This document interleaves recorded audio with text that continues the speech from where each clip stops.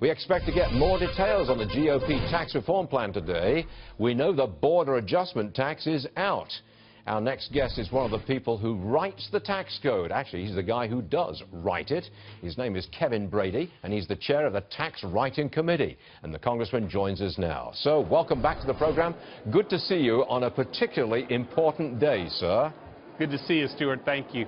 Why should we have any confidence that you can get tax reform done or even a minor league tax cut done when you can't do anything about Obamacare?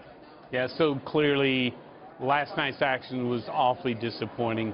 Healthcare is still collapsing around us. You know, I'm always hopeful the Senate can give us direction on what those next steps are. But I can tell you this, on tax reform, yesterday was a good example of the progress we're making. This joint statement from President Trump's team, the House and Senate Republicans, is pretty clear. One, we're unified now behind a bold tax reform plan. Secondly, there is an urgency to get this done this year. And then finally, the President's fully committed behind this approach. So what I heard yesterday as a result of the statement is we've got a lot more excitement and optimism within pro-tax reform advocates that we can get this done. I got to tell you, Congressman, that's not the way it's seen outside the Beltway. There's a great deal of disappointment about last night and division within the Republican Party. Yeah, no, look, I agree with you on the health care aspect of this. On the tax reform area, though, there's a different sense. Is there real agreement from both sides of the Republican Party that we need to cut and that we will cut individual tax rates and the corporate tax rate? I mean, is that the guts of tax reform as it now stands? It is. It is dramatically lowering rates for businesses and families so we can grow this economy and, more importantly, grow their paychecks as well. I have to tell you, sir, that we have heard these words before. We must cut taxes. We ought to cut taxes. We should cut taxes. And so far, we haven't got it. We have heard this approach. I'm sort of drone on like this, but we have heard this before, sir. I agree. It has been 31 years, and we've heard this for a long time. But what is different now is we do have a Republican House, Senate, and White House willing to lead.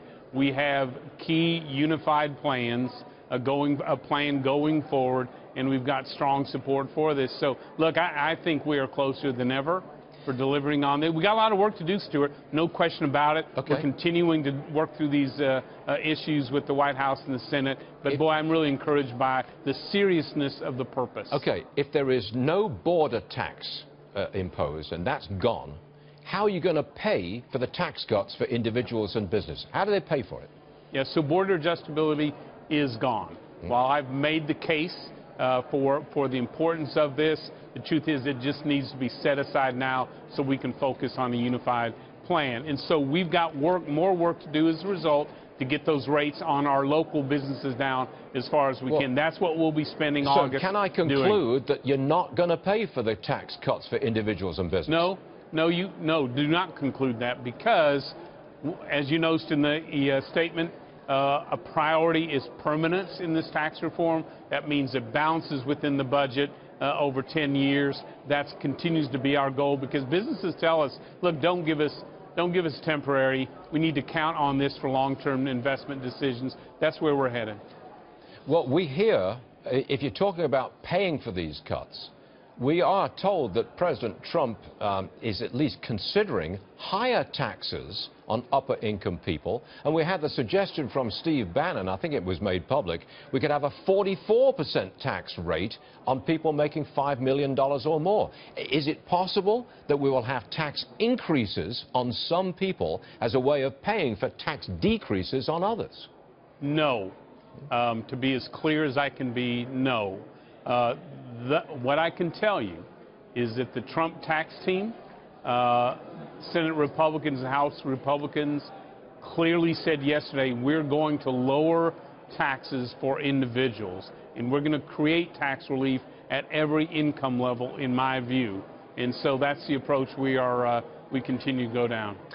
Real fast, Congressman, I've got the Tax Policy Center saying that they've listened to everything that President Trump has said and all of his statements about taxes. They conclude that if all of those things were put into place, people making $150,000 to $300,000 a year would end up paying more in tax. Do you take issue with the Tax Policy Center study?